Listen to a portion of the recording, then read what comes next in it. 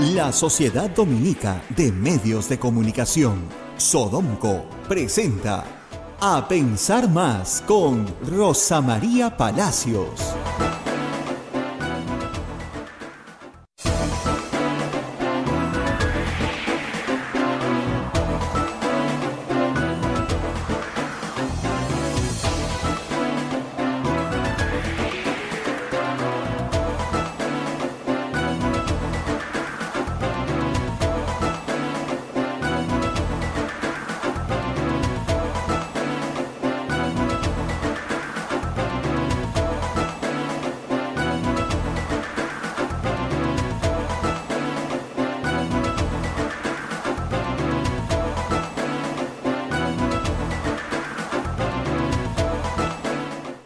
Buenos días, señoras, señores, bienvenidos a Pensar Más con Rosa María Palacios a través de las emisoras de la Sociedad Dominica de Medios de Comunicación.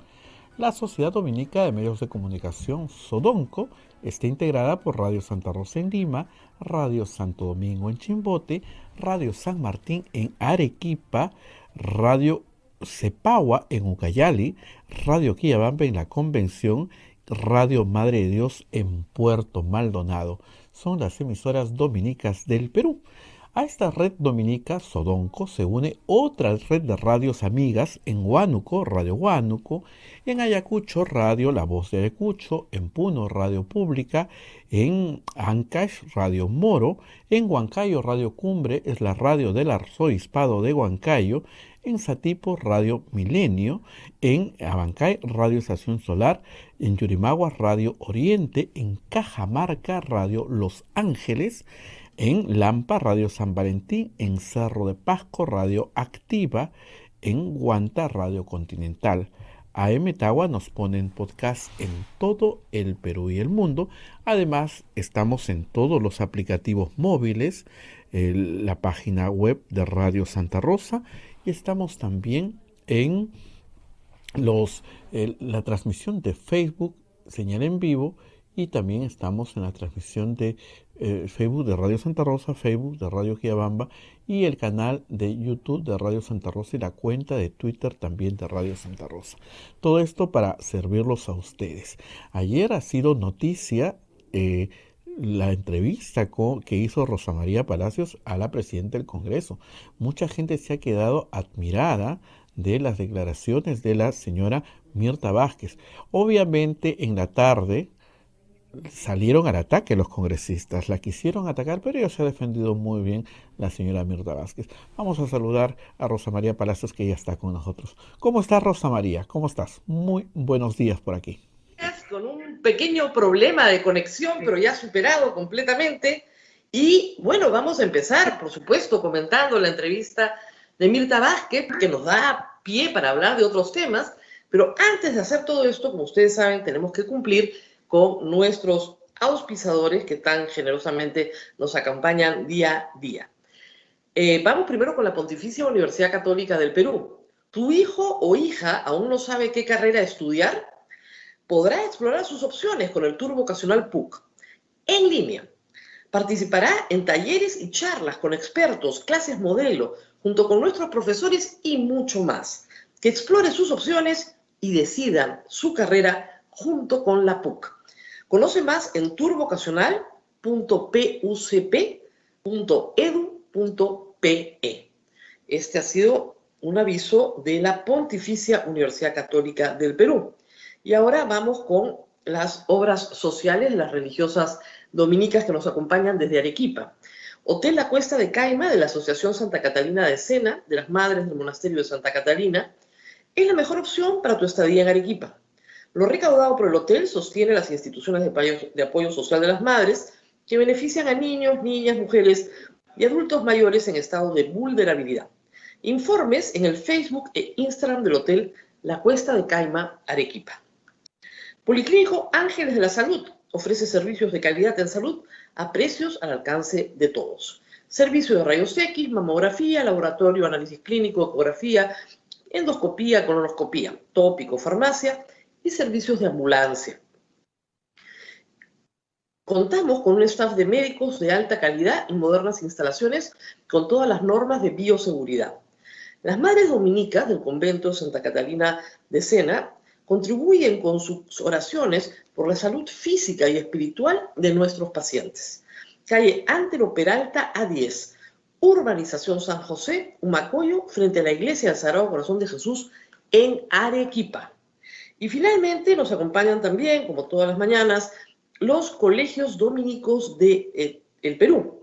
Colegio Sagrado Corazón Sofianum, 74 años al servicio de la educación en Arequipa, formando integralmente a la niñez y juventud desde la pedagogía de luz y verdad. El proceso de admisión para el año 2022 está abierto. Colegio Sagrado Corazón Sofianum, formamos en luz y verdad. El Colegio Privado Bilingüe Reina de los Ángeles, situado en La Molina, Lima, tiene como meta la educación de las virtudes cristianas para construir una sociedad más humana, más fraterna y más feliz. El Colegio Bilingüe La Asunción, perteneciente a la Congregación de las Hermanas Dominicas de la Inmaculada Concepción, ubicado en Trujillo, La Libertad, brinda una educación a jóvenes y niños basadas en las virtudes y en la espiritualidad dominica. Colegio Santa Anita brinda educación católica desde el diseño curricular Luz y Verdad. Es una gran opción a los papás que buscan para sus hijos una educación de calidad con valores.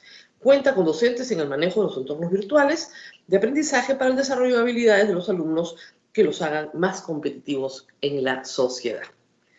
Pues bien, estos han sido nuestros auspiciadores. Un día de estos, cuando tengamos unos días más calmados, Abel, vamos a hacer un programa para explicarle a nuestros oyentes qué cosa es la espiritualidad dominica y qué cosa es el diseño de luz y verdad en la currícula. Pero no son días tranquilos, son días un poco movidos los que está viviendo el Perú. Como ustedes saben, tenemos ya presidente proclamado. No hay a esta hora todavía determinada la fecha y la hora en la que se van a entregar en una ceremonia oficial las credenciales al presidente y la vicepresidenta. Se presume que puede ser en San Marcos, en la Casona, en el centro de Lima, aunque nada está definido. Mientras tanto, bueno, las especulaciones, ustedes imaginarán, están a la orden del día sobre quiénes van a conformar el gabinete. La portada de La República hoy confirma a Ceballos, a Franque, probablemente a Boluarte, Nájar, que es otro nombre que suena bastante desde hace algunos días, también Rodríguez Cuadros para Relaciones Exteriores, y estamos en ese ambiente todavía que está dentro de los esperados, dentro de Juntos por el Perú, Perú Libre, ¿no es cierto? Y, digamos, la gente más cercana a las últimas semanas de vida política de Pedro Castillo. Repito, Franqui a Economía, Ceballos a Salud, Cadillo a Educación también, ese es otro nombre que se menciona. Para primer ministro no se descarta a Dina Boluarte o a Roger Nájar. Ha sido Nájar ex congresista de la República del 2006 al 2011 por el Partido Nacionalista, con Ollanta, fundador también de Perú Libre el 2017. No se le recuerda por nada especial durante su paso por el Congreso. Eso puede ser malo, pero puede ser bueno también. Es el articulador, según varios testimonios, entre el grupo de Juntos por el Perú y el grupo del Perú Libre, y fue el que presidió, como sabemos, el grupo que redacta este documento muy breve que se llama Plan Bicentenario, que es una alternativa, digamos, a el proyecto ideario programa de Vladimir Cerrón. Vladimir Cerrón ha estado reunido con el señor Pedro Castillo también, no digamos que está haciendo de portero, como se anunció, ni de portero, ¿no? Ha tenido reuniones con él esta semana, medias escondidas, clandestinas, pero las ha tenido, con lo cual es evidente que Pedro Castillo viene sufriendo presiones de todo tipo. Y a propósito de esto, creo que la historia que nos contó Mirta Vázquez el día de ayer, pues llega muy apropiada. Vamos a hablar en unos instantes con la señora Tábara. Paula Tábara es analista política, politóloga, para hablar de estos temas que son tan complejos para un presidente. Mirta Vázquez contó ayer acá una historia que provocó en mí una carcajada porque les mentiría si les digo que es la primera vez que lo escucho. Vengo cubriendo política en el Perú desde hace 22 años, desde el 99. Y estos casos los he visto muchas veces. Vladimiro Montesinos, que era un gran lector de la condición humana, un observador de la naturaleza, de nuestras ambiciones, tenía muy bien tarifado por cuánto se vendía alguien, cuánto valía el afecto, si quieren, la lealtad de un funcionario público. Y como los tenía todos bien calibrados, perfectamente sabía qué le daba a quién. Y no siempre era dinero, eran privilegios. Si ustedes recuerdan las llamadas telefónicas de los hermanitos, no se habla necesariamente de dinero, se habla de privilegios. Las entradas para el partido de fútbol, ¿no? El viaje a Rusia para ver el mundial, un teléfono celular para la hija, un almuerzo el día domingo con la familia. Poca cosa en términos económicos, pero lo que aseguran estos funcionarios es la lealtad del entorno. Los políticos más astutos, y si Mirta Vázquez hubiera sido una política astuta, simplemente, obviamente, sabiendo cuánto vale el voto, pues lo entregas. Como le dijo ese congresista a la señora Mirta Vázquez, pero si no es su plata, ¿qué le pasa? ¿Qué parte no está entendiendo? Mirta Vázquez rompe con ciertos cánones de la vieja política peruana, por lo cual se entiende, se sobreentiende varias cosas. La primera es que el poder es un botín, ¿ok? El poder viene con un botín, no solamente en tu capacidad de hacer, sino en tu capacidad de beneficio y privilegio. Entonces, si eres congresista, ya no haces cola, ¿no? Si eres congresista, te saluda a una oficina de protocolo en el aeropuerto y te lleva directamente al avión. Si eres congresista, tienes un seguro médico privado que te lo pone el Estado, porque eres congresista. Porque te lo mereces, porque te toca, porque nos toca. ¿Okay? Y esa colectivización del privilegio es lo que hace que normalmente no se entienda actitudes como las de Mirta Vázquez. Oye, pero si nos toca, me quiero vacunar en Estados Unidos, ¿por qué el Estado no me va a pagar el pasaje? Y quiero ir con mi señora, con mis hijitos, con toda la familia, ¿y por qué no me va a pagar el Estado? Aprovecho para hacer una visita a algún congresista en Estados Unidos, justificamos el viaje, es legal, ¿ah? No le estaban pidiendo nada que no pudiera pasar como legal. Y de ahí el odio. Imagínense ustedes que a una persona que tiene esta valoración de su función pública se le deje en evidencia. O sea, que Mirta Vázquez les hable desde la superioridad moral que te da decir, no señor, usted no tiene ningún privilegio de este tipo. Simplemente la van a tratar de sacar. La van a tratar de sacar porque no encaja. No encaja en un sistema de privilegios institucionalizado. Es así. Miren, yo recuerdo el 2007, por eso les digo, no es un problema de estos 4, 5, 6 congresistas y Mirta Vázquez. Es un problema de la institucionalidad en el Perú. En teoría, uno entra al Estado como servidor público. ¿Ok? Servidor público. Yo tengo que servir. Primer asunto. Segundo asunto, entra como mandatario. Mandatario no quiere decir mandón. Quiere decir que tienes un mandato. Es decir, el pueblo, al presidente, a los congresistas, a los alcaldes, a los gobernadores, les da un mandato. El pueblo es el soberano y el representante del pueblo es el ejecutor del mandato del pueblo. No de lo que a él le da la gana. Y sus funciones se circunscriben a respetar el mandato del pueblo. Por eso es que la política es una vocación para muy pocos.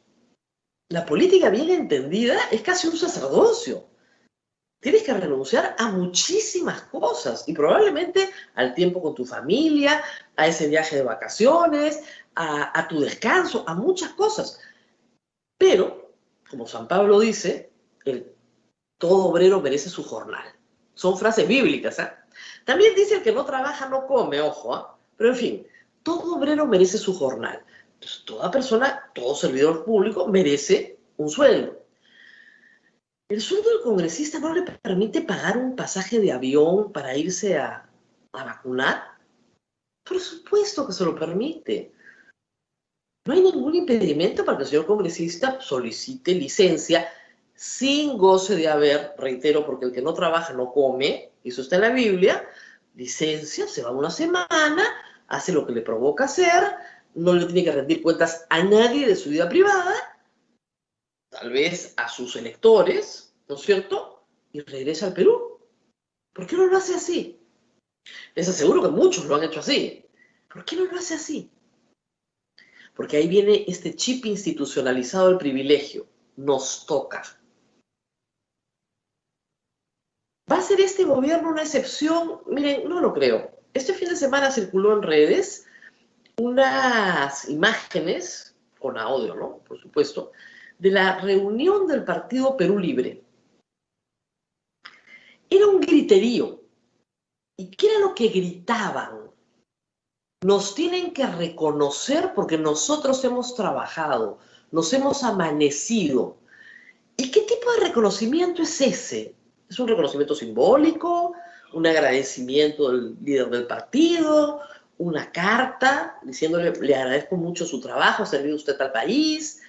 ¿Una medalla? ¿Una condecoración? No, es un puesto de trabajo. Dame lo que sea, pero dame. Me toca. Nos toca. Es la lógica del botín. Entonces, entramos al Estado porque nos toca. Yo he tenido largas discusiones con viejos dirigentes de partidos políticos muy tradicionales que te dicen, las bases presionan y no queda más remedio que meternos al Estado. ¿Para qué? Para que en la siguiente campaña vuelvan a trabajar por ti. Para las siguientes campañas que vienen. Esto, cuando había empresas públicas en el Perú, recuerden ustedes, hemos tenido más de 300 empresas públicas, era muy fácil de administrar, porque se repartían entre todas las empresas públicas los puestos. Entonces, las bases del partido conseguían trabajo. Es más, normalmente al inicio de un gobierno había una carnetización acelerada. Y ha habido gente que ha militado en 3 o 4 partidos para tener 3 o 4 trabajos.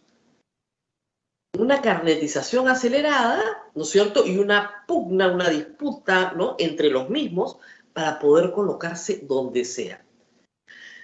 Es más, un congresista, por ejemplo, no solamente se coloca a él, aspira a que su esposa, a sus hijos, las esposas de sus hijos, las nueras, los yernos, los cuñados, los primos y los tíos consigan puestos en el sector público. Hay una ley que lo prohíbe, la ley del nepotismo. Pero la ley de nepotismo obviamente impide que una persona contrate a un pariente. Pero si yo no lo contrato, lo que hago es colocarlo en otro ministerio, en otra dependencia. ¿Por qué? Porque nos toca, pues. Como me dijeron hace muchos años una persona, usted no entiende, me dijeron, son nuestros años. Son nuestros años.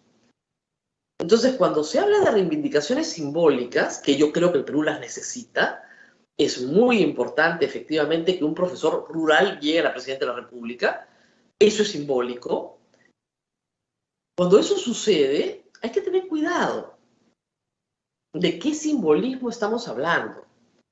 ¿Del reconocimiento ciudadano, ¿no es cierto?, a las personas más débiles, más vulnerables en la sociedad peruana? ¿O de estos son nuestros años y nos toca? Ese es un problema bien complejo que el Perú no ha resuelto. Y la anécdota, porque será una anécdota finalmente, de Mirta Vázquez, sirve para ejemplificar esto. Y no es caro hacerlo, ¿ah? Ustedes recordarán al congresista Gutiérrez, El congresista Gutiérrez fue muy cercano a Ollanta Humala y Nadine Heredia en el año 2006.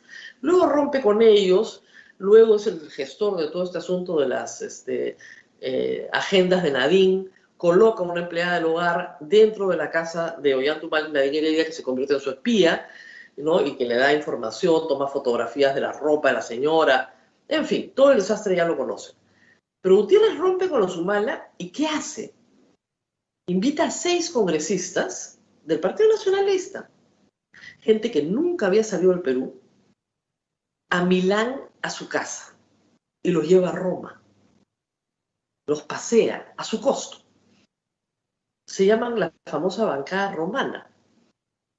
A partir de esa fecha, cuando había problemas y el APRA necesitaba completar los votos, el señor Gutiérrez ponía a disposición a la bancada romana 7 votos comprometidos en lo que el APRA necesitara. Un viaje a Europa. Pero es caro, ¿verdad? Bueno, Montesinos se dio cuenta muy rápidamente. ¿Se acuerdan ustedes un video penoso, pero penoso, con un miembro del Jurado Nacional de Elecciones, al que omitiremos el nombre porque creo que ya falleció y fue condenado además, a que Montesinos no le ofrecía dinero, le ofrecía un viaje para su hija para estudiar, un puesto para su esposa en salud, la bolsa de viaje para la hija para que estudie? Pequeñas cosas, que sumadas, por supuesto, eran una cantidad de dinero enorme, ¿a cambio de qué? Del voto de este magistrado para que Alberto Fujimori pudiera reelegirse, lo cual era manifiestamente inconstitucional. O sea, Montesinos sabía, como lo sabe ahora en la cárcel, que no necesitaba comprar a los 5 vocales, bastaba con comprar 4. Y los compró. Los compró sin ningún problema. Pero no fueron grandes cantidades de dinero, eso es lo más grave. Montesinos tiene una frase genial en uno de estos audios. Yo la usé mucho para trabajar con Cristian Isla, esta obrita de teatro chiquita que hicimos para microteatro de High School Corruption, ¿no? Que es genial porque grafica bien la pesetería, ¿no? Decía, un cañonazo de $10,000 no te lo aguanta nadie en el Poder Judicial. O sea, los tenía tarifaditos a todos. Y claro, ¿qué consiguió? Todos sus objetivos políticos. Por eso le dice a su interlocutor, Pedro Rejas Tataje, la chica va a perder, ¿ah? Y el papá va a seguir donde está. No están entendiendo. Acá hay un palo para... Ahora ya esto, otras tarifas, ¿no? Un palo para cada miembro del Jurado Nacional de Elecciones y arreglamos el problema. La corrupción pequeña termina en corrupción grande.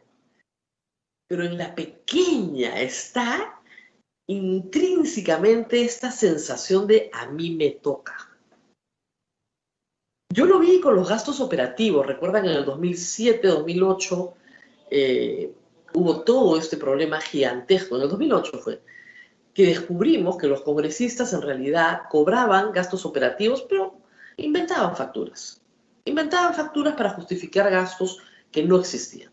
Y ahí surgió el famoso caso del congresista Comepollo, que hay que decirlo, terminó preso. Y yo siempre lo dije, pagó pato el Comepollo, porque en realidad él no era el único que hacía eso. Él lo hacía y merecía, ¿no es cierto?, pagar por su responsabilidad. Pero otros colegas parlamentarios también lo hacían. Si esa denuncia hubiera prosperado en Contraloría, probablemente hubieran tenido que cerrar el Congreso o llamar a 50 accesitarios.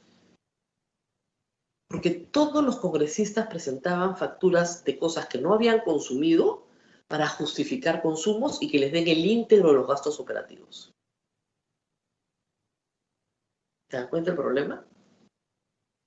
Ese es el tipo de mentalidad de quien entra fuera de una carrera política y que cree que estos son sus años. Más aún, sin reelección de congresistas, ustedes se imaginarán que o le sacamos el jugo o le sacamos el jugo, hasta la última gotita de limón. Reitero, no es que al congresista se le pague mal, un congresista saca más o menos 35.000 soles al mes, entre muertos y heridos, por 14 veces al año, y no trabaja los 14 meses. Los que tienen negocio propio pueden continuar con su negocio propio. Nada les impide mientras no contraten con el Estado. Tienen movilidad, tienen personal, tienen oficina, gastos de luz, agua, teléfono, o sea, todo lo que implique los gastos generales para producir leyes está cubierto por el Estado. Les pagan los viajes, les pagan un seguro médico privado para ellos y toda su familia, gastos de instalación, por supuesto, 2 gratificaciones, tienen régimen laboral privado. Entonces, no es que no tengan plata para pagar un pasaje de avión a los Estados Unidos, perfectamente, perfectamente. Pero es el abuso del privilegio. Ya ni siquiera es el privilegio, porque entendemos que sí, tienen una situación privilegiada respecto a los demás funcionarios del Estado. Lo entendemos por la naturaleza de su función. Es el abuso del privilegio. Y lo que es más grave es que, claro, miren lo que le pasa a Mirta Vázquez. Como ella no atraca, como ella no está de acuerdo con esta conducta, que parece inaceptable, es un bicho raro, pues. Hay que sacarla. No comparte, se lo está llevando todo para ella, porque la mentalidad del que quiere reparto entiende que el reparto ocurre de todas maneras, lo que no puedes es quedar fuera del reparto. Eso no está bien. Entonces, por eso lo quieren sacar. Otros por razones políticas, ciertamente, pero el descontento se gesta así. La mesa directiva va a ser censurada, no está actuando correctamente. ¿Por qué no está actuando correctamente? Porque no reparte, pues. Entonces, los presidentes del Congreso más populares tengan mucho cuidado que han repartido. Y a veces es un tema de el tamaño de la oficina, porque, créanme, la calidad del congresista, yo llegué a esta conclusión hace muchos años, es inversamente proporcional al número de asesores que tiene. Y al número de asesores con los que se presenta una entrevista. Los congresistas más brillantes que yo he entrevistado, y he tenido congresistas brillantes, van solos a una entrevista. Cuando van con 6 o 7 asesores, las cosas vienen mal. Porque necesitan, por un tiempo, esto. Como decían, la adrenalina de la circulina, ¿no? Que te abran el paso para que tú pases, llegues en 20 minutos al centro de Lima. Eres lo máximo, ¿no? Entonces tienes derecho a todo.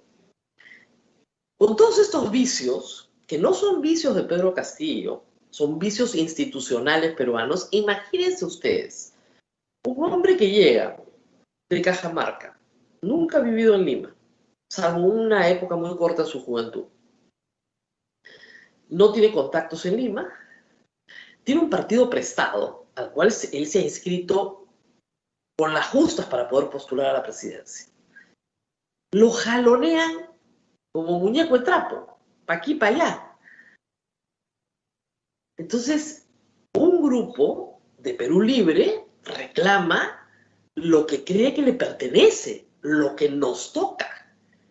Otro grupo, Juntos por el Perú, le dicen, oye, nos toca también a nosotros, porque si nosotros no te hubieras moderado, y si no te moderabas, no ganabas las elecciones. Fuera, un país que dice, oiga, nos toca a nosotros.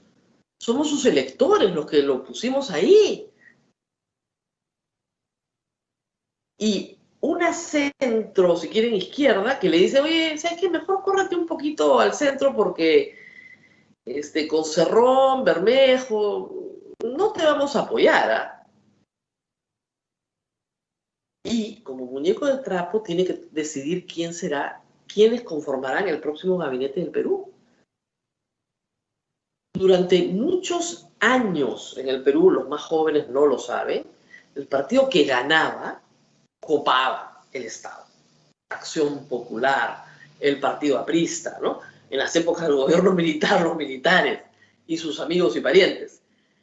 Pero luego del gobierno de Alberto Fujimori, cuando Fujimori da el golpe en el 92, se queda sin partido, sin base, sin nada más, prácticamente no tenía un partido. Y comienza a gobernar con la tecnocracia. Hace una alianza militar, ¿no es cierto? Pero el ejecutivo y el legislativo se compone de tecnócratas. No le va mal. Cuando llega Toledo, la gran discusión era por qué los militantes de Perú Posible no eran ministros. Y algunos lo fueron, pero en una proporción menor a tiempos pasados. Alan García no repitió lo de su primer gobierno. El segundo gobierno fue un gobierno de derecha con tecnocracia de derecha. Y a Humala le pasó lo mismo. Al principio no, pero luego se dio cuenta, con sensatez, de que no podía gobernar bajo los parámetros que le imponía una izquierda que tenía unas ideas económicas que eran completamente fatales para la economía peruana. Y Ollanta Humala podría estar poco preparado en algunas cosas, pero tenía un objetivo muy claro, que era dejar el país por lo menos en el mismo estado que lo recibía. O sea, en la estructura militar, tú no recibes una base, ¿no es cierto?, y la dejas en peor estado en el que la recibiste. Eso es fatal para tu hoja de servicios. Entonces, no gobernaron con el partido. A Humala le costó, al final de su gobierno prácticamente no tenía bancada, tenía una bancada reducida a la mitad, a menos de la mitad de lo que había entrado con él. Y finalmente Kuczynski tampoco tiene partido. Gobierna con una tecnocracia liberal de derechas, que era lo que correspondía, pero no tiene partido. Entonces, no tiene que copar el Ejecutivo con el partido. Pero Cerrón sí tiene partido. Y la presión es absoluta y total sobre Pedro Castillo. El gabinete tiene que salir del partido. Porque nos toca. Porque son nuestros años. Entonces, ese cuento de la reivindicación popular, tómenlo con pinzas. Porque usted puede entender como yo que efectivamente un maestro rural llegue al poder significa la reivindicación ciudadana de personas olvidadas y marginadas en el Perú. Pero otros pueden entender que es la hora de repartirnos el botín nosotros. Ya nos tocaba. Y ahí la gran diferencia. ¿Qué va a hacer Pedro Castillo frente a esto? No me gustaría estar en sus zapatos. Yo recuerdo una frase de Ollanta Humala cuando lo entrevistamos en el programa sobre qué es lo más difícil de ser presidente, ¿no? Y es aprender la diferencia entre lo que quieres y entre lo que puedes. No sé cuánto tiempo se va a demorar Pedro Castillo en aprender esa lección, pero ojalá que la aprenda rápido por el bien del Perú. Y al final, sí sería importante, como lo es para todo sindicalista, negociador, tener bajo la manga una lista de no negociables. Hay cosas que no están bajo negociación, pero cada uno sabe cuáles son. Y mientras más pronto las haga públicas o se puedan interpretar qué cosa no es negociable, va a ser más fácil de entender para todos qué es lo que va a hacer. Está claro que la Asamblea Constituyente, por supuesto que es negociable. Ese no es un no negociable, porque no tiene los votos. No teniendo los votos, va a estar ahí en la retórica, lo vamos a escuchar en el discurso del 28 de julio, lo va a decir seguramente de una forma que es inconstitucional, que quiere que el Congreso agende. Todo eso es retórica. Él sabe que eso es negociable y sabe que el centro no lo quiere. Y mientras el centro no lo quiera, no hay forma. Pero ¿qué cosa es de verdad no negociable? Eso es lo que nos falta averiguar. Muy bien, vamos a estar en un instante con nuestra invitada, con la doctora Tábara. Vamos a la pausa, ¿ven? Si no tenemos alguna pregunta del público. Vamos a la pausa que ya nos está esperando la doctora Paula Tábara para comentar sobre lo que viene estos días en el panorama político. Adelante, por favor, con la pausa. Sodomco, Sociedad Dominica de Medios de Comunicación.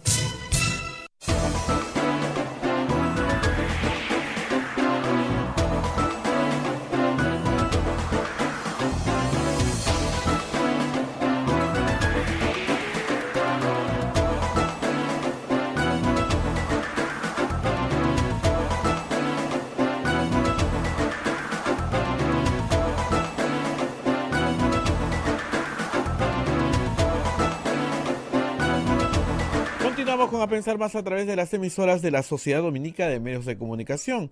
En Lima nos están escuchando por Radio Santa Rosa, Chimbote Radio Santo Domingo, Arequipa Radio San Martín, Cucayali Radio Cepagua, La Convención Radio Quillabamba, Puerto Maldonado Radio Madre de Dios, Huánuco Radio Huánuco, Ayacucho Radio La Voz de Ayacucho, Puno Radio Pública, Ancash Radio Moro, Huancayo Radio Cumbres, Satipo Radio Milenio, Abancay Radio Estación Solar, Yurimagua Radio Oriente, Cajamarca Radio Los Ángeles, Lampa Radio San Valentín, Cerro de Pasco Radio Activa, Huanta Radio Continental, AM Tagua nos ponen podcast en todo el Perú y el mundo y todas las plataformas móviles. Página web de Radio Santa Rosa, www.radiosantarosa.com.pe. Adelante, Rosa María.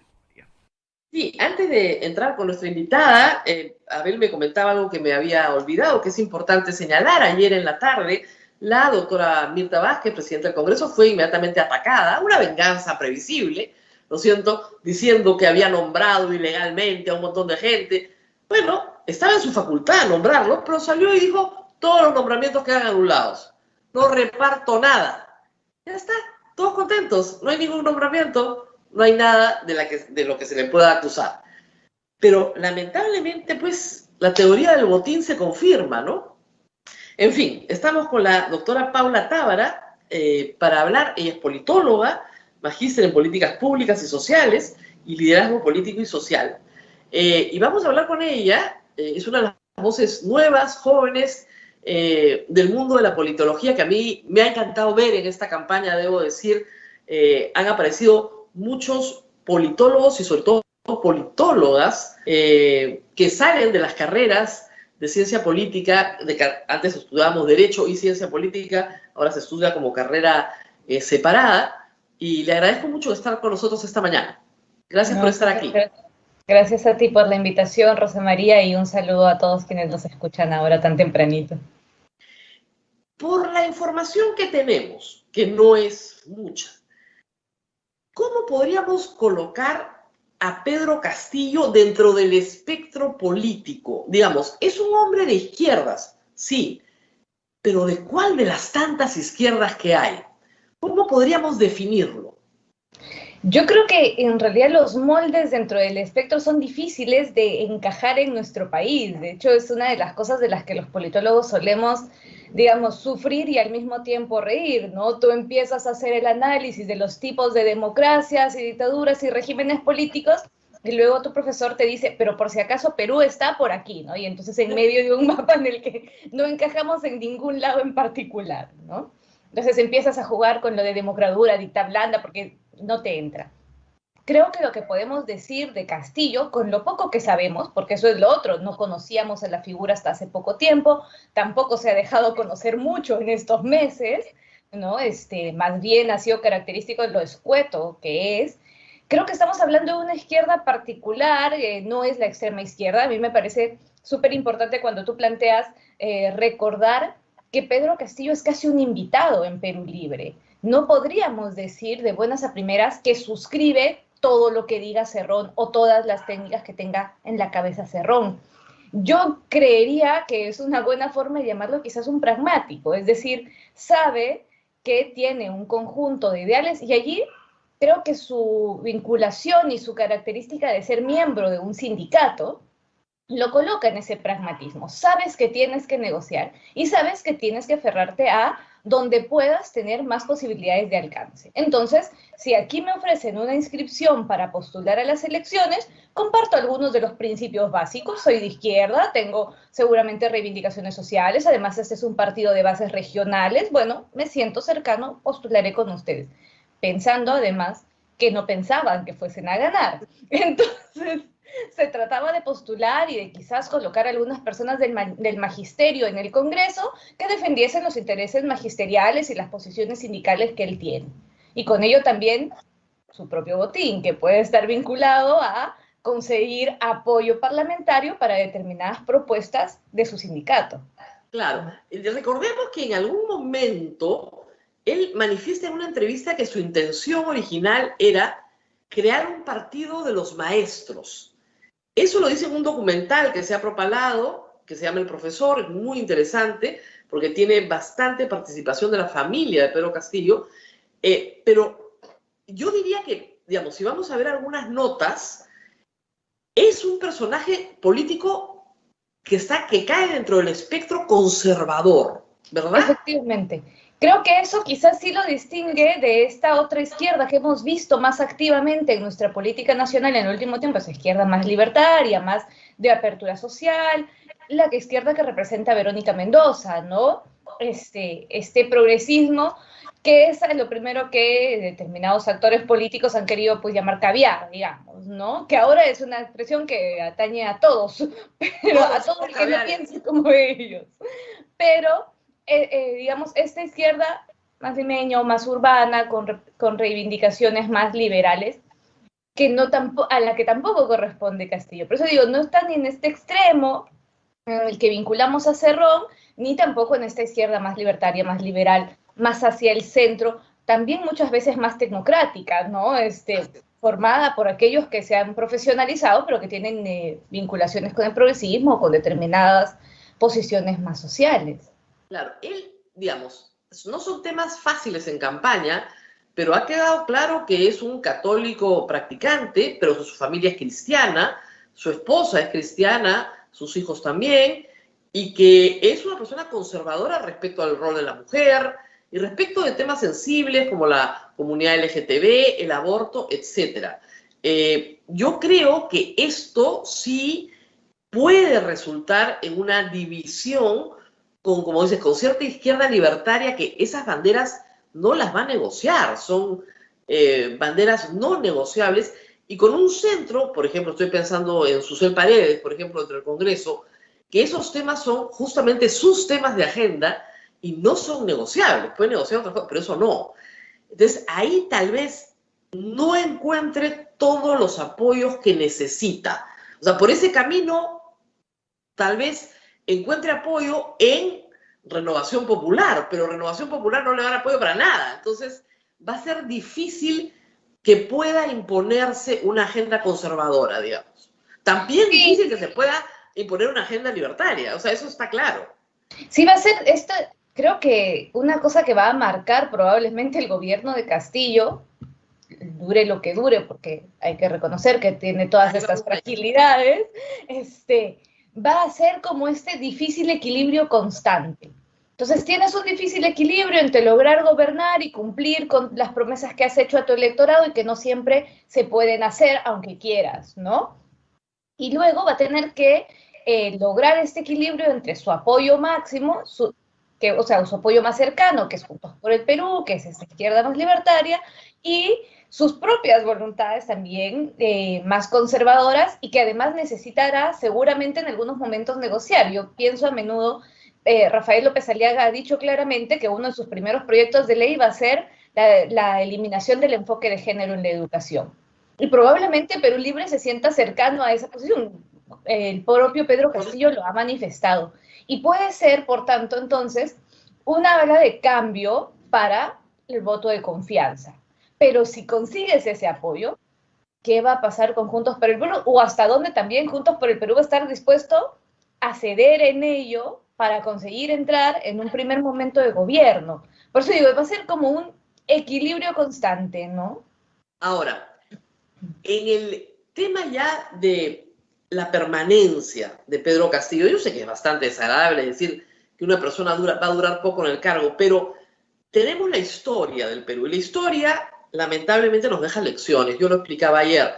Cada vez que en el siglo XX, en el siglo XXI, un presidente no ha tenido mayoría parlamentaria o no la ha podido construir, ese presidente ha terminado su mandato abruptamente, sea por un golpe de Estado, sea por su renuncia, sea por un autogolpe. Entonces está Bustamante y Rivero, Fernando Belaúnde Terry, Alberto Fujimori, Pedro Pablo Kuczynski, Martín Vizcarra, pero esta posibilidad de ruptura constitucional se está acelerando en los últimos 5 años. Es decir, esto era extraordinario, ¿no? Estamos hablando de cosas que pasaban cada 20 años y finalmente Kuczynski inaugura un ciclo casi anárquico de cambio de presidentes cada 20 meses, cada 30 meses y a veces cada semana.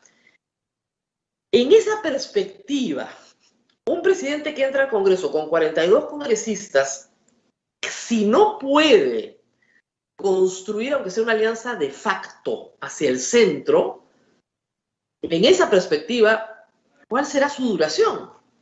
No, yo creo además, si recuerdas el 2016, decíamos, bueno, a Kuczynski lo intentarán sacar, sí, seguro que lo intentarán sacar, pero es que ahora lo sabemos, no hemos empezado el gobierno y podemos imaginarnos quiénes son las fuerzas que intentarán aliarse o plantear, e incluso podemos imaginarnos causales que puedan estar pensando, la investigación por el fraude, el intento de nueva constitución, se nos van a ir ocurriendo y las van a ir buscando. Creo que eso es lo otro que queda bastante claro, ¿no? O sea, como decía Fernando Tuesta, primero tenemos el número y después buscamos la excusa, ¿no? Entonces, sí creo que Pedro Castillo también tiene que tener eso muy presente. O sea, el Congreso va a intentar vacarlo a como dé lugar. Hemos visto las vacancias de Vizcarra.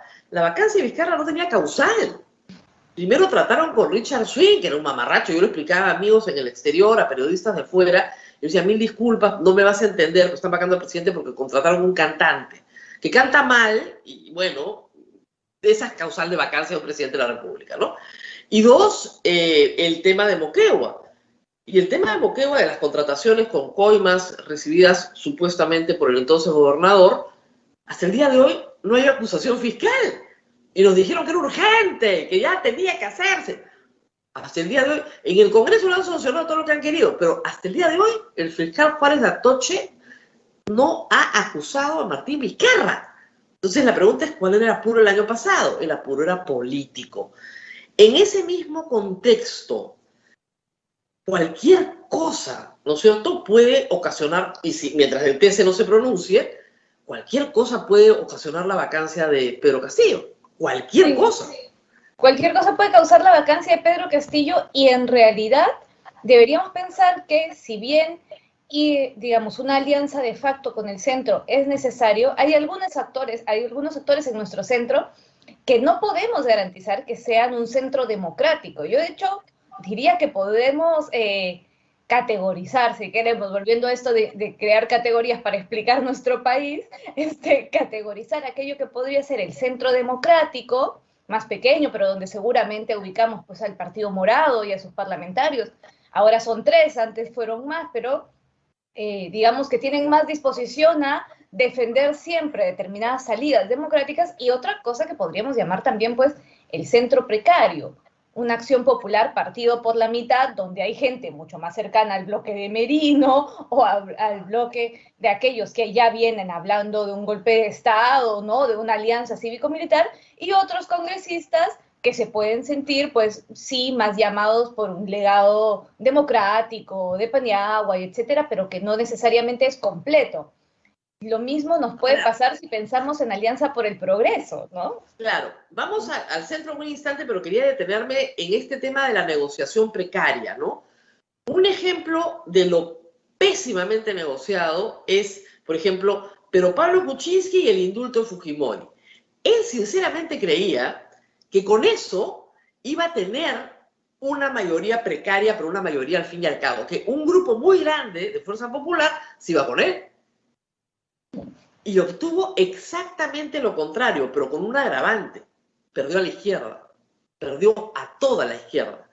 Entonces, sus 18 votos que contaban por lo menos con los de Nuevo Perú, que eran 10, en algunos momentos 12, podrían llegar, ahí tenía unos, ¿no es cierto?, 30 seguros, perdió todo. El indulto a Fujimori fue el 25 de diciembre y para marzo él estaba renunciando a la presidencia.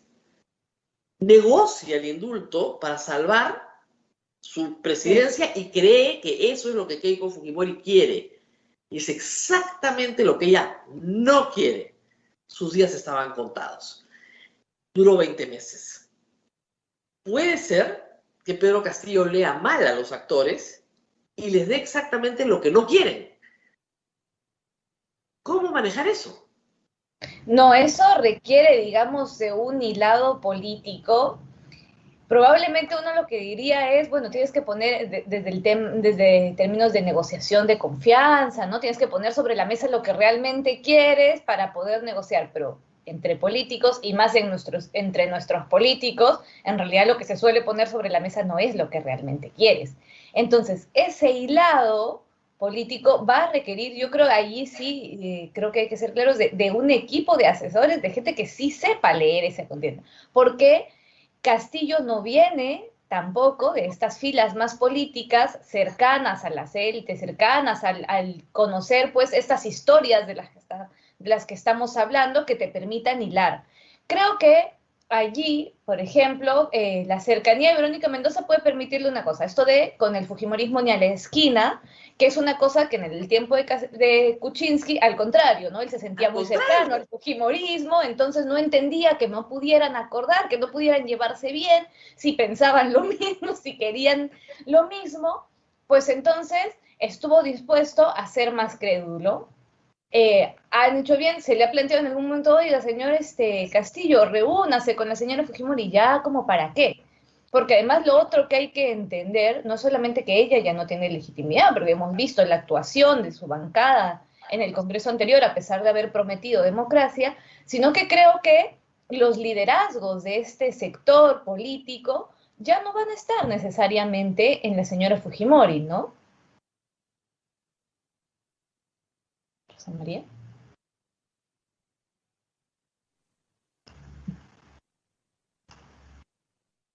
Congeló Rosa María. Rosa María, te estamos escuchando. A ver, si te escucho. ahí está. Ahora. Ahí estás. A ver, Te sí te congelaste. escucho, pero nos congelamos en el momento central, en que estamos viendo cómo negociar. Nos congelamos en el instante. La negociación se congeló. Retomemos. El problema, además de estas negociaciones ya yendo al centro, que nos interesa mucho, es, a ver, APP tiene doble discurso siempre.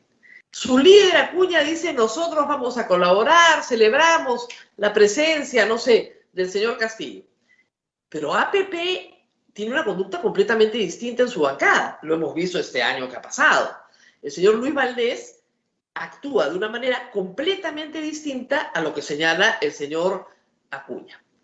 Evidentemente están concertados. El señor Valdés no va a decir nada que no le diga el señor Acuña que haga, pero salieron a apoyar a Vizcarra. Acuña fue a Palacio, le dio un besito, se abrazaron, todo. 2 semanas después lo estaba vacando. ¿Cómo negocias con partidos políticos cuyos líderes no tienen palabra? Eso es complicadísimo, porque finalmente, digamos, tú puedes entender que con Fuerza Popular no hay nada negociable, porque ella considera, y lo ha dicho, que el señor Castillo es un presidente ilegítimo. Y probablemente su guerra se concentre en mantener la hipótesis del fraude para poderlo vacar. ¿Okay? Lo mismo con López Aliaga, ¿no? Lo mismo con López Aliaga, ¿ok? Ahí no hay ninguna negociación posible, no hay forma. Pero digamos que abres tu juego hacia el centro y buscas a Acuña. Y Acuña te dice, por supuesto, al gabinete lo vamos a respaldar, ¿no? Como le dijo a Pedro Cateriano. ¿Cómo manejarse la política en el mundo entero? Se maneja sobre la base de pactos que se respetan. Todos los gobiernos parlamentarios en el mundo proceden de pactos de partidos. ¿Cómo manejarse en el Perú? No, eso es muy complejo. Yo, la verdad, te reconozco que no sabría darte una respuesta certera de cómo hacemos para negociar con aquellos cuyos intereses finales no conocemos, porque probablemente la respuesta sea la tramposa, que es, bueno, ofréceles botín, que, como bien decías tú al comienzo, ofréceles algo que les interese, ministerios, de modo que si cae tu gobierno, pierden ellos también el botín. Pero si no se los vas a ofrecer, si estás dispuesto a tener una actitud en la cual transparentas tu cancha, digamos, allí también tendrá que ver la propia negociación, como decía, con Perú Libre, ¿no? Y cuánto está dispuesto a cederle también al partido. Pero digamos, si no vas a ceder ese espacio, va a ser muy difícil negociar que yo no sé si, por ejemplo, en el Perú, en un espacio en el que claramente lo que interesan son las cuotas de poder, decirles, oye, ¿cuáles son tus proyectos de ley prioritarios? Sea un mecanismo para negociar algo, porque en realidad a muchos de nuestros parlamentarios no les importan sus proyectos de ley. Eso es una de las cosas más interesantes. Si tuviéramos partidos políticos sólidos, yo te podría decir, bueno, mira, para el APRA este tema es absolutamente clave y no es negociable y quieren sacar adelante esta reforma. Pero si tú examinas los 10 partidos que tenemos, no hay ninguna reforma bandera que sea la causa por la cual el electorado ha votado por ellos. Pero ninguna. Entonces, o en todo caso, quizás hacia la gente de Juntos por el Perú, algunas imágenes más de reivindicación social, de redistribución, de derechos, que de nuevo volvemos, ¿no? Es reivindicación de esos derechos, pero derechos que no necesariamente Perú Libre comparte. Entonces habrá que ver hasta dónde consiguen determinadas políticas, ¿no? O determinados proyectos de ley, impulsos. Pero efectivamente, por lo demás, votamos a caras y casi a caras vemos, corazones no sabemos, ¿no? O sea... Ahora, para un negociador, y Pedro Castillo es un negociador, es un sindicalista, tú tienes que tener dos cosas. Tus no negociables guardados en el bolsillo, y es mejor que el resto no lo sepan, para poder negociar, y de repente sacas lo que tú quieres sin que el otro sepa que es preciado para ti, ¿no es cierto? Y esa es la mejor manera de sacarlo, porque te lo van a dar más rápido. Y también un conocimiento preciso de los intereses de todos los que están en la mesa. Eso es fundamental, porque tú puedes terminar pactando con uno para obtener alianzas que sacan a otros, pero que al final logran el resultado final. Si no conoces los intereses de cada uno de los que está sentado en la mesa, ¿cómo van a negociar? Sí, no, definitivamente el problema es ese, es que no conocemos los intereses reales y finales. Y claro, ahí también puedes decir, bueno, que los servicios de inteligencia se encargan de averiguarlos mientras vamos gobernando, ¿no?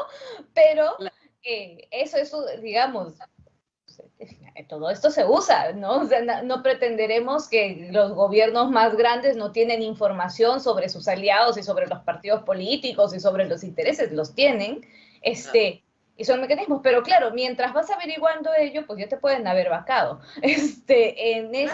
Creo que por eso también es que somos tan conscientes de que en este momento no podemos garantizar, no hay forma de que en el Perú se encuentren formas de garantizar que el gobierno del señor Castillo vaya a durar los 5 años, y tampoco se puede tener claro cuándo van a empezar exactamente los golpes. Yo diría que incluso las negociaciones que hay ahora mismo, hay algunos partidos diciendo, no, sí, le vamos a dar el primer voto de confianza al Congreso, al Premier, ¿no? Pero no podemos tenerlo 100% claro, porque no sabemos qué no les vaya a gustar del gabinete ministerial y no sabemos qué otros intereses vayan a haber. Allí, para mí, es esencial ver quién va a presidir el Congreso, y con quién vaya a presidir el Congreso vamos a saber también cuánta más facilidad o no van a tener para ese tipo de golpes, ¿no? Ahora, está claro que en este Congreso se han armado 3/3, casi exactos, que representan la voluntad popular. A la derecha está claramente Renovación Popular, con Fuerza Popular y Avanza País. No por De Soto, hay que decirlo. De Soto estaría en una posición más de centro, incluso más cercana a Pedro Castillo, sino porque las personas que fueron con él, que finalmente en una combi, se subieron a un colectivo, ese es un típico vientre de alquiler, incluso el fundador de ese partido ha fallecido, no han hecho ningún homenaje en lo que han salido, ¿no es cierto? Porque era un vientre de alquiler. Hernando de Soto está retirado en este momento, opina, ¿no? Pero los 7 que quedan, evidentemente, son muy cercanos a Fuerza Popular y a Renovación Popular, no tienen problema, entran todos juntos. Ahí hay 43, porque Valer se fue. Luego, en el lado izquierdo, Perú Libre y Juntos por el Perú representan 42. Y al centro te quedan otros 45 con Valer. Supongamos que se fue al centro. Entonces, casi calzan los 3/3, lo cual es interesante, pero para términos prácticos, no sirve absolutamente para nada mientras no se unan 2 de esos 3. Porque no se puede hacer nada sin, por lo menos, una mayoría simple. Y ninguno tiene mayoría. No, y además en ese centro tenemos, como decía de nuevo, actores que pueden negociar contigo con mayor transparencia, con mayor predictibilidad, pero que son los menos, y actores de intereses difusos, desconocidos, personalistas. ¿Qué quiere Podemos Perú? Es una buena pregunta, ¿no? Tiene sus licencias universitarias para Telesur. Bueno, allí podrías quizás encontrar un punto en común, ¿no? Porque también han dicho que van a revisar su NEDU desde Perú Libre en algún momento, aunque luego han dicho que lo van a defender. El problema es que es cuando llegas a ese punto, entonces vuelves a esta misma lógica de qué te doy que sea de interés para ti, no para los peruanos, no para el servicio público, no para la prestación de los servicios, la atención de la pandemia, etcétera. No, es qué quieres para ti y hasta dónde entonces te conviene y cuánto puedo destruir del país o cuánto puedo horadar del país para dártelo a ti y poder conseguir otra cosa. Entonces, estoy dispuesto a negociar la calidad de educación universitaria para que tú me apoyes y pueda poner más presupuesto en la educación primaria, pero estoy quitando de un lado, o sea, literalmente va a ser ese trasvase, ¿no? ¿En qué lugar de la educación lo pongo la calidad o el esfuerzo? Es peligroso, digamos, ¿no? Como ahora, por decirlo a menos. simple vista, con un Congreso partido en tres, donde si no se juntan dos no se puede hacer nada, y un presidente que no tiene a ninguno tiene a un grupo seguro, digamos, pero no a ninguno de los otros dos, es posible que no puedan vacarlo, pero también es posible que no puedan gobernar. Que básicamente no puede hacer nada, que se queden estáticos, que quizás jueguen partido a partido para algunas normas que no sean las de mayor relevancia, pero que puedan tener algún acuerdo, aunque insisto, creo que, por ejemplo, el tema de enfoque de género podría generar algún movimiento o algún cisma allí en su momento, porque va a ser propuesto, ¿no? Pero por lo demás podemos quedarnos con un espacio de estanco, ¿no? Por eso quienes dicen llegó aquí el comunismo, la revolución, bueno, en realidad no hay posibilidad de que se lleven a cabo grandes cambios, ni siquiera podrían pues expropiar una casita pequeña porque no se les van a aprobar ninguna norma por el estilo, no, mucho claro, menos. yo trataba de explicárselo a un grupo de empresarios cuando terminó la primera vuelta, muy preocupados, le dije, no se dan cuenta que no vamos a elegir un rey. La Constitución es un arma muy sólida para garantizar la estabilidad del régimen, y lo ha sido durante muchos años. Necesitarías un golpe de Estado, y no hay las condiciones para un golpe de Estado. Entonces no se puede hacer nada, y lo más probable es que tengamos un gobierno trabado. Trabado, o sea, ni tú haces, ni yo hago. Y ese probablemente sea, aunque parezca increíble para todos los peruanos, el mejor desenlace que podemos esperar. Es decir, Castillo conserva su puesto porque el otro lado no lo pueden vacar porque no tienen los votos. No lo pueden porque no tienen los votos. Pero él no puede hacer nada porque, salvo usar la cuestión de confianza, que la podría usar, pues va a tener que guardarla para ocasiones muy centrales y realmente utilizarla como la última herramienta posible para romper el empate. Sí, pero además, de por medio, porque claro, decimos no tiene los votos suficientes, pero ahí volvemos sobre este otro equilibrio débil, que es el equilibrio con su propia bancada. Es decir, claro, si se aleja mucho de determinadas posiciones de Perú Libre, puede perder el sector serronista. Si pierde también a una parte del centro, entonces allí los números irán. Claro, pero si pierde al sector serronista, hay una posibilidad y atrae algo, si pierde al sector serronista, pero se queda con sus maestros, que son 10, más los de Juntos por el Perú, más todo el centro, pongamos ahí a Podemos, a Somos Perú, al Partido Morado, a APP y parte de Acción Popular, sí consigue 66. Y sí, con 76 gobiernas. Ahí no hay ningún problema. Pero la pregunta también es, estos no negociables de Castillo, cuán no negociables son para acercarse al centro, porque hay un centro, de todas maneras, dentro del centro encontramos la centro-izquierda, el centro más progresista, el centro más conservador y el centro más a la derecha, Así y es. el centro de sus propios intereses, de nuevo, ¿no? O sea, que digamos que no está en el centro por convicción, sino porque desde allí negocias mejor para un lado o para el otro según te convenga en determinado momento. Entonces, de plantearnos que va a conseguir, que conseguiría los, porque claro, la otra interpretación posible es, bueno, si se modera consigue los votos, ¿no? Pierde estos, pero en realidad no es garantía de que los consiga, porque ya hemos dicho que en el centro están estos otros actores que juegan bajo sus propios intereses, que no conocemos sus actuaciones, que tienen a una cuña, por ejemplo, Claro.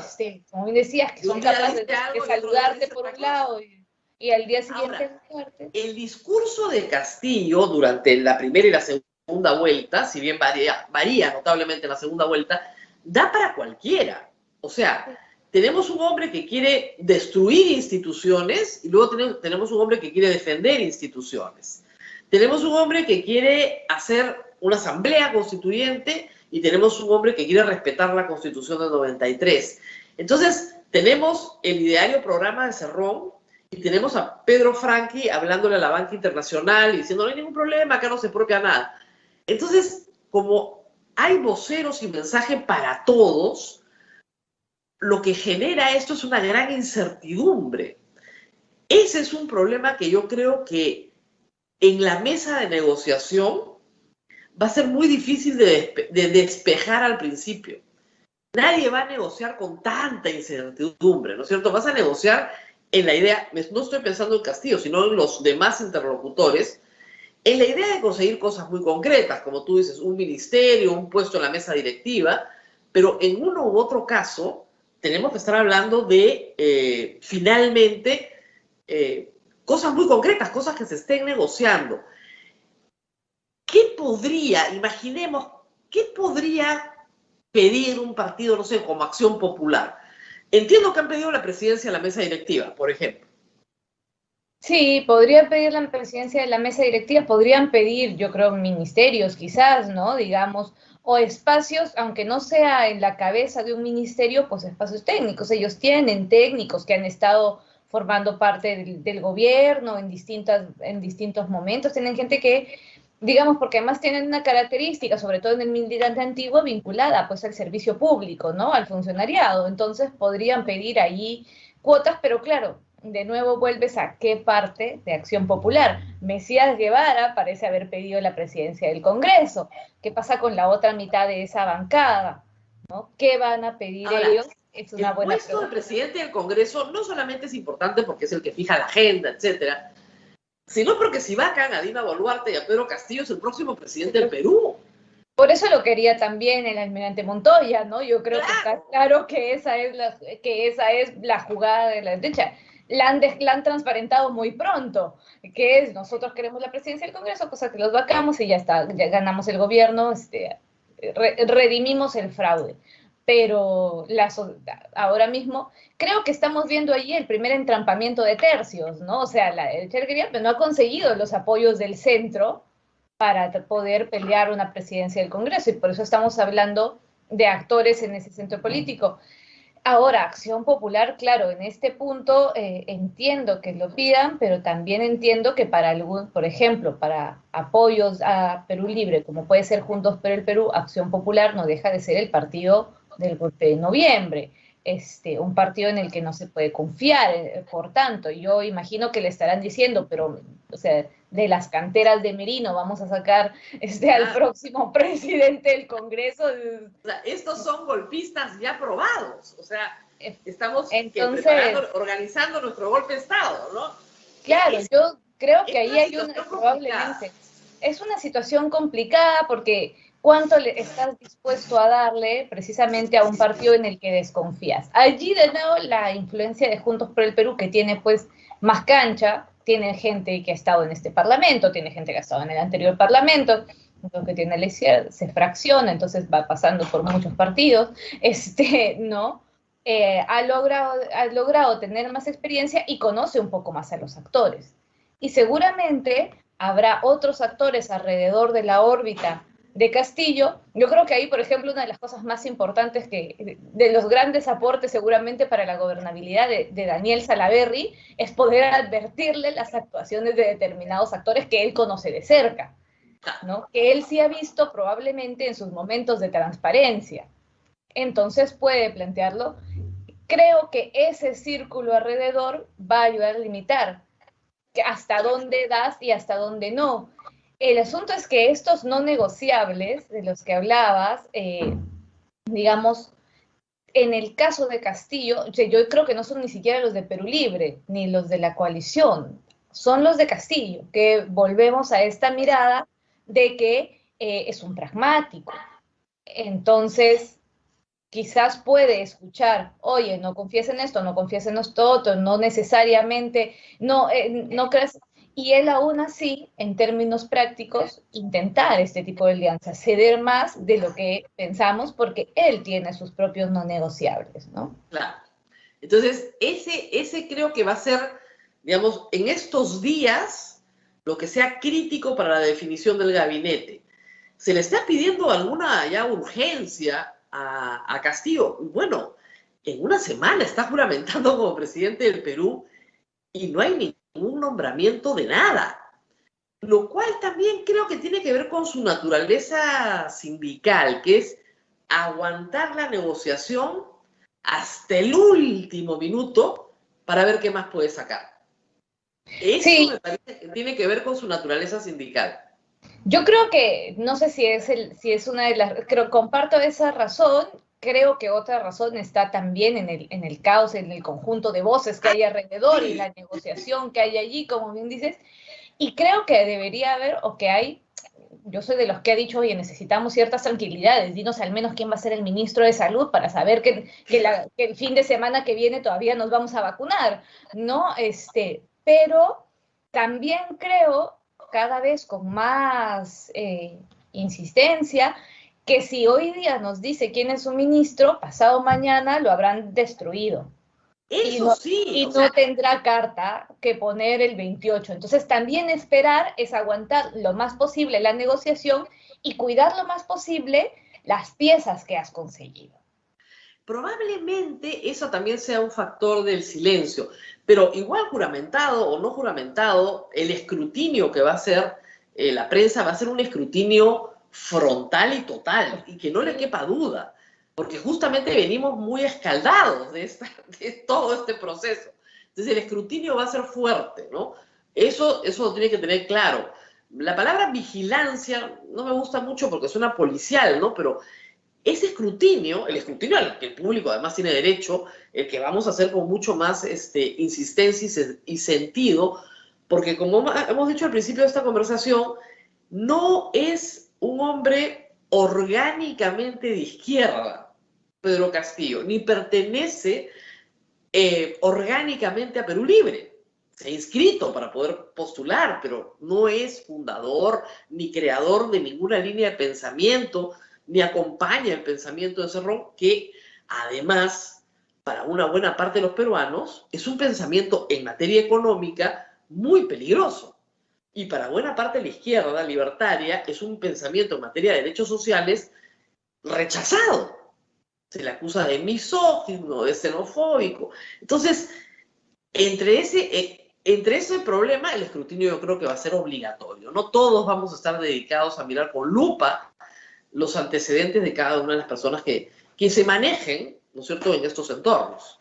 No, y tiene por eso también la necesidad de elegir pues las personas más intachables posibles. Yo diría incluso priorizar lo intachable antes que lo superespecializado, porque al final el ministro que no es un superespecialista en el sector consigue viceministros especialistas en el sector, jefes de gabinete especialistas en el sector, pero tiene que ser intachable. Y ahí yo creo que va a haber además, como bien decías, hay más políticos, hemos dicho estos días se ha hablado, ¿no? Hay más políticos en los nombres que técnicos, y esto tiene un equilibrio que yo creo que es interesante, ¿no? Si Castillo quiere un gobierno fuerte, necesita muchos voceros, no puede caerle todas las balas a él, necesita políticos, por tanto, en la cabeza de los ministerios para negociar, porque al final vamos a negociar en cada cartera los proyectos de ley, las reformas, que a lo mejor el gobierno en general se ve estancado, pero si un ministro o una ministra logra una gran política, pues eso ya es una ganancia para ellos, ¿no? Y eso necesitas afianzarlo, no con técnicos solamente, que son muy buenos, pero muchas veces no son ni los mejores comunicadores, ni tienen la mejor relación con el Congreso, ¿no? Yo he visto funcionarios que dicen, ¿para qué me voy a reunir con el Congreso si ellos no saben nada? Ya, pero ellos van a votar tu proyecto de ley, ¿no? Entonces, al final tienes que construir esas relaciones. Y lo otro es que yo creo que tienen que ser muy conscientes si realmente, digamos, hay una aspiración de largo plazo partidario, no digo de gobierno, en 5 años, y él ha dicho que no se va a reelegir y vamos a confiar en eso, pero digamos, tienen que ser muy conscientes de que a diferencia de la clase política tradicional, que si malogras un gobierno, viene otro con el que te pareces y hace lo mismo, y la gente no recuerda mucho ese desastre, en el caso de la izquierda, si la izquierda hace las cosas mal, no la vuelven a elegir en 30 años, ¿no? Una pregunta seguirá siendo, por ejemplo, en Lima, cuando volveremos a elegir a la izquierda, luego de todo lo que hemos sabido de Susana Villarán en su gestión. Y además, el error de uno lo pagan todos en el colectivo. Entonces ya no es solamente, y creo que allí Castillo tiene que de nuevo ser consciente de su legado, de lo que simbólicamente representa su gobierno, ya no es solamente la izquierda, es si volverás a elegir a una persona que tenga origen rural, si volverás a elegir a una persona que venga de las regiones. Entonces, tiene como que hacer este equilibrio muy fuerte de lograr al menos un tiempo y al menos unos logros que le permitan gestionar su gobierno, no irse al segundo día vacado por el Congreso, tampoco estancarse tanto como para que digan, ¿dónde está el presidente? Aquí no se hace nada, porque si no, no vuelven a ganar. Claro, ahora, la historia política de Castillo está marcada por la huelga magisterial del 2017, donde para él esa huelga tenía un solo objetivo, el reconocimiento sindical. No era por un aumento de sueldos, que por supuesto era lo que pedían, etcétera, ¿no? Actualmente, probablemente sus no negociables, con los que él llega a la campaña, tienen que ver con temas de carrera magisterial, con temas que afectan la vida de los maestros, y sospecho que esos son sus no negociables. O sea, no me sorprendería que se diera en mucho, por ejemplo, a cambio de eliminar la meritocracia en el sistema educativo. Que no hayan exámenes que él y sus colegas muchas veces no han pasado, por ejemplo. ¿Podría estar ahí el no negociable? No lo sé. ¿Se atrevería a adivinar por dónde van los no negociables de Pedro Castillo?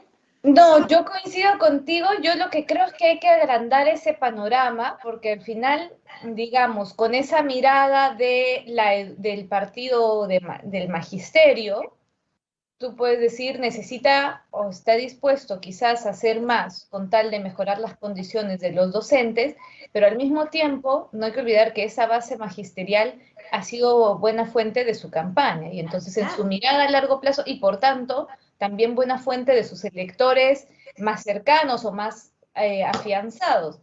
Hay que mirar entonces, por ejemplo, cuánto está dispuesto a hacer por incrementar el presupuesto en educación lo más posible, porque al final esas familias y esa calidad de las escuelas también va a ser su base si en algún momento logra separarse de Perú Libre y construir este propio partido. Yo creo que allí es principalmente donde las balas van a estar puestas, ¿no? A futuro, digamos, en una ambición de más largo plazo. Y creería que en su negociación con Juntos por el Perú puede haber algunos no negociables que no necesariamente son los libertarios, pero, por ejemplo, cosas vinculadas con las políticas de cuidado, que son políticas progresistas, pero no necesariamente libertarias, son progresistas, sencillamente, y con los que puedes entrar también desde distintos enfoques y aún así llevarlos a cabo, con lo cual Juntos también podría decir en el largo plazo, nosotros conseguimos esto cuando estuvimos en el gobierno con el profesor Castillo. Claro. Muy bien, muy interesante esta conversación. Abel, no sé si tenemos alguna pregunta del público. La mesa directiva, señorita Tábara, ¿debe presidirla Perú Libre? Yo creo que no es imprescindible que la presida Perú Libre. De hecho, creo que si la preside Perú Libre tendría más posibilidades de que desde la derecha se le friccione y se le intente golpear todo el tiempo. Si hemos visto que a Mirta Vázquez, siendo, digamos, no de un partido mayoritario ni teniendo medios, le han golpeado muy duro, que yo creo que le han golpeado porque no cede en lo político, pero también creo que hay que reconocer que está vinculado con que sea mujer y entonces han sentido que no había forma de negociar con ella, no podías invitarle un trago, no podías llevarla. Es un caso de análisis, yo le dije ayer, muy interesante el de Mirta Vázquez a futuro, cuando se hacen estudios de género y política, porque normalmente se espera que las mujeres en política se masculinicen, ¿no es cierto? Que tengan actitudes duras, violentas, hablen fuerte. Y Mirta Vázquez es de modales suaves, de hablar despacio, en un tono bajo, y se le percibe vulnerable. Y por eso la han atacado sin piedad. Y se ha defendido sin ningún problema. Y sin tener que entrar en ese juego, ¿no? Pero caer en la masculinización de un personaje. Eso creo que va a ser muy interesante para estudios académicos posteriores. El caso creo que vale la pena además hacer un contraste más bien con otras parlamentarias a las que sí vemos tomar otras actitudes y podrías decir, bueno, aquí cuánto influye la ideología, la procedencia, los valores, hay un conjunto de factores allí. O cuánto tiempo llevas en la política. Creo que esta tendencia a la masculinización estaba muy reivindicada en un momento en el que había menos participación política de la mujer y que conforme también los feminismos, los liderazgos femeninos han ido reivindicando, pues se ha visto posible, oye, puedo hacer política sin parecerme al hombre que está al frente mío, no necesito gritar para ser igual de... Sin imitar al hombre que tengo al frente, sin porque si no lo imito, me van a percibir como débil, entonces tengo que imitarlo. Efectivamente.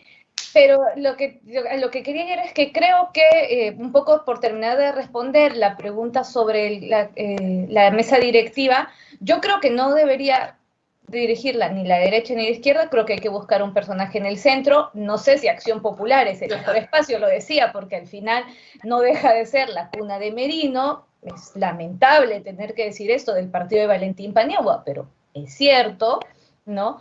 Pero creo que la principal característica que hay que buscar es un demócrata o una demócrata acérrima, porque vamos a tener muchísimas investigaciones. Entonces creo que sí algo hay que valorar también del papel de Mirta Vázquez, es que ha sabido, digamos, proteger su fuero, no dejar que se utilice el Parlamento ni la mesa directiva para fines propios. Entonces necesitas a alguien que pueda tener esa característica, venga del partido, incluso podría decir que no necesariamente sea un partido que tenga gran número de parlamentarios, pero la pregunta vuelve a ser esto que yo creo que es un ideal de presidencia, más bien un moderado, más bien alguien que incluso podamos pensar, bueno, ¿qué pasa si vacan a todos? Este podría ser el presidente o la presidenta.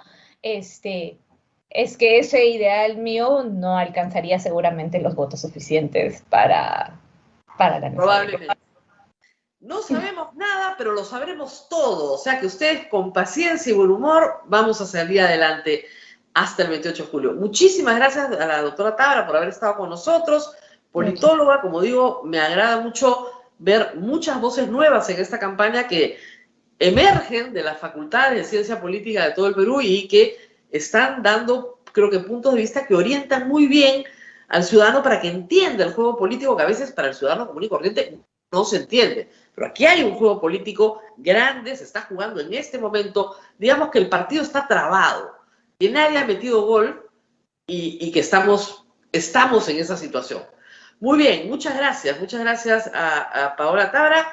Me tengo que despedir, Abel, pero como empezamos con frases de San Pablo, termino con San Pablo también. San Pablo nos dice, dense cuenta del momento en el que viven. Y eso es algo que hay que decirle a todos los congresistas electos. Dense cuenta del momento en el que viven. Estamos tratando de salir de una espantosa enfermedad. Sus predecesores no han tenido conciencia del momento en el que viven. Y yo creo que ya ha llegado el momento de que el nuevo Congreso diga, sí, pues, que hay una pandemia. La gente se sigue muriendo, a pesar de que los números están cada día mejor y se está vacunando cada vez más gente. Va a ser difícil llegar con el 50-60% de la población vacunada a la tercera ola. Vamos a llegar a la tercera ola, sí, sin tener a todos vacunados. Entonces, es muy, muy importante priorizar la vida de la gente antes que la lucha política. Eso no se hizo el año pasado. Ojalá se pueda hacer. Muy bien, Abel. San Pablo ha venido a recogernos el día de hoy. He citado todas, ¿ah? Y no me las he inventado, de verdad. San Pablo dice, todo obrero merece su jornal y el que no trabaja no come, y dése cuenta del momento en el que vive. No son inventos míos, ¿eh? De verdad que están ahí en las epístolas. Muy bien, Rosa María, nos tenemos que ir y nos reencontramos mañana con más novedades. Vamos a ver qué tal va esta tarde. Cuídate mucho, Rosa María. Y los invitamos también para nuestra próxima rifa, que es el 31 de agosto, nuestra rifa para que nos ayuden. Ahí les vamos a poner la claqueta para que ustedes estén bien enterados. Cuídate mucho, Rosa María. Nos vemos. Chao, chao. Nos vemos. Chao, chao.